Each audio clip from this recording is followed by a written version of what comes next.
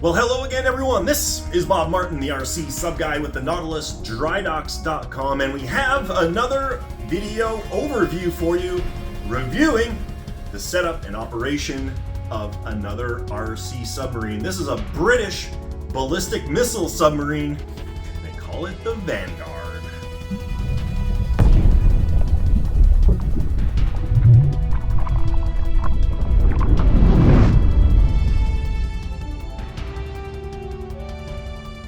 So what we have here is a British Vanguard class ballistic missile submarine rendered in 1/96th scale. This kit came from a company called OTW Designs out of the UK, and it's powered by a 3.5-inch watertight cylinder supplied from the same company. This is a pretty storied boat, actually. Originally, it was started to have been put together by David Merriman and his wife Ellie, and they did a whole bunch of modifications and upgrades to it, and he also did the basic paint job that you see on the boat right now as well.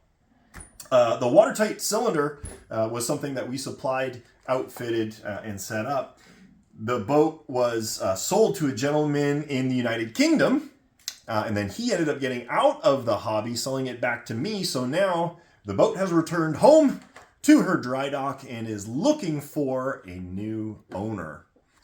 Control comes from this FreeSky X14 twin 900 megahertz radio, which allows you to operate it reliably to depths of over a meter to a long distance away. If you bump up the power to over 1,000 milliwatts like this is capable of, you can go much deeper, although I don't know why you would ever want to.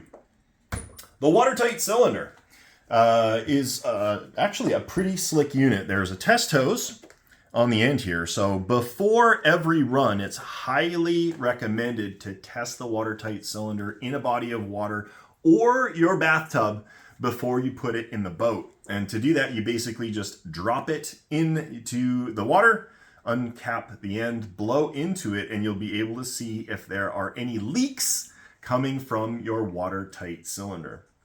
The central ballast tank here is a pump style ballast system, and you can see the pumps here. This is the reversible gear pump that runs through a solenoid valve that pinches off the water flow.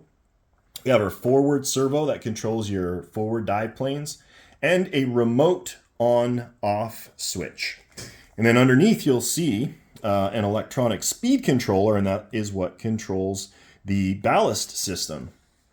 On the other end of the equation, you can see the 900 megahertz receiver, the two servos for your stern dive planes and rudder, and then a nice beefy brushed propulsion motor and automatic pitch controller. And then hiding in the bottom is the electronic speed controller for the motor itself. Access to these is actually fairly easy. You just undo these knurled nuts. The end cap comes off, the tube section comes out, and you have full access to everything on the inside. The only thing you need to do is undo the clips for the servos and the power. Front section is always a little bit more problematic to get into. You need to make up and break apart the water hoses every time you put this together and take it apart. But this has been fully tested and is working really well. One of the downfalls of this system, and you can see it right here, it's really hard to get all the water out of the ballast tank because the intake is up on the wall of that bulkhead. So usually you'll have a little bit kicking around in the bottom of your cylinder. The other component that we're playing with right here is the forward battery compartment. This is a self-contained modular style container that houses two 3S lithium polymer batteries, each rated for 3,000 milliamps. So this is a 6 amp battery pack. It has more than enough juice to keep you going until you get bored of driving your boat. Now that we've taken a look at all of the major internal components, we can take a look at the hull itself. Big thing to note here is the sail, which is held on by some really powerful magnets. All of the periscopes are fully removable, so that just snaps on just like that. Hull access. You loosen off the set screw here. You don't need to take it all the way out because it's actually slotted. So just slide it forward, the upper hull forward, and lift it off. It is as easy as that. You can see all the flotation foam in there. And then the other thing to note, you've got your forward dive plane linkages in there. The only real, and I'm not going to call it tricky, but less than convenient thing that you need to do is install your battery compartment in the boat. You can see a little flange right there and a bolt hole, and that's how it goes in. The other thing to note is this little platform, and what that does is it holds the bow plane linkages up off of the bottom, keeps them centralized so that when you slide this cylinder forward, it just locks right in place magnetic. And it's easier if you just take the sail off. Then you can set this down. And there is almost like a pocket made from the foam up front, and that's what keeps that centralized. Get your bolts, drop that in, tighten it down, and your battery pack is ready to go. To install the watertight cylinder, there's just 3 things you need to have: the forward retention bulkhead and 2 little stainless bolts. Installation of the cylinder is really, really easy. So all we're going to do is drop this in place, and you can see these knurled nuts right here. Goes into a hole in that aft bulkhead, just like this. And you line up your drive shaft like that. And then once you do, you just slide the watertight cylinder backwards, and it drops in place. And then you get your linkages, hook up magnetically, get our test hose nestled in there. And then up in the front, you're going to grab your bulkhead, slip that over like that. And then once you're done, you put these bolts in, and that locks that bulkhead down. I'm not going to do it now because I'm lazy.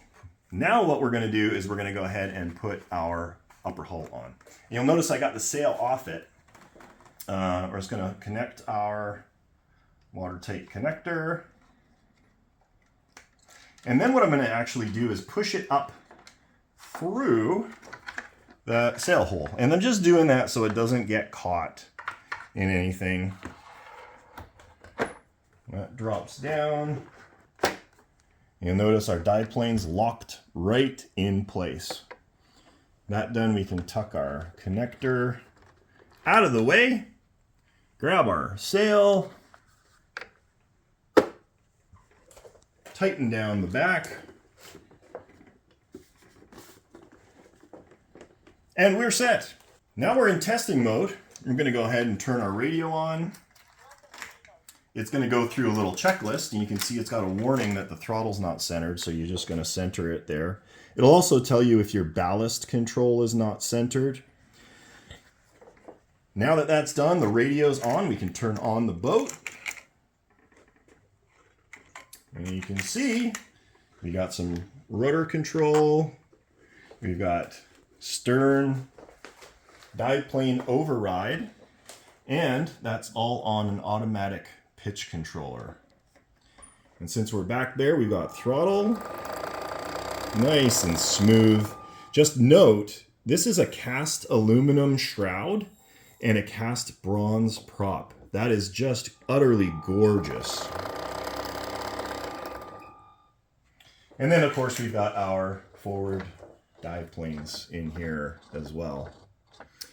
So from a control perspective, if we take a look at the radio, these are the remote fobs to turn the unit on and off. Rudder, forward dive planes, stern plane override, and this just allows you to set the attitude of the boat.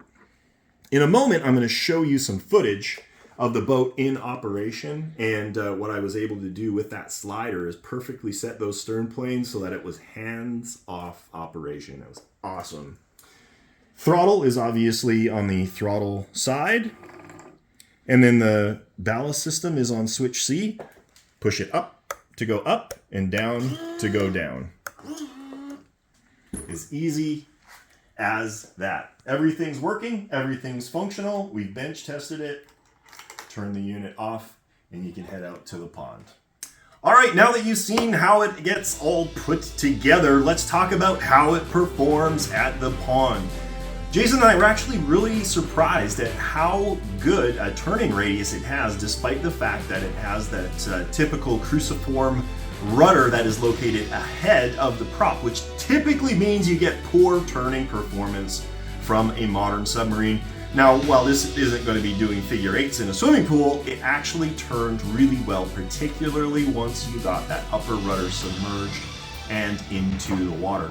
Has actually a really good rate of speed too, and if you adjust the stern planes with a little bit of up angle, what'll happen is that stern will drop and you won't pull any air from the surface, and you can get up to a fairly clipper speed on the surface, which again is not typical of a modern submarine. Once it's submerged is really where this submarine shines. It loves periscope depth and is exceptionally docile to operate. It maintains periscope depth with no inputs once you get those stern dive planes just dialed in with that side slider.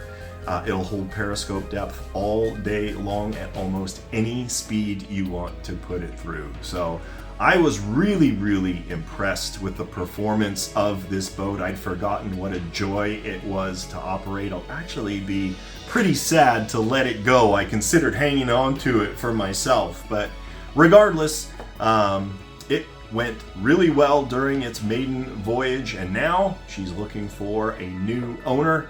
It's listed up on the nautilusdrydocs.com. If it's something that interests you, head on over, see all of the pictures and video of it in operation.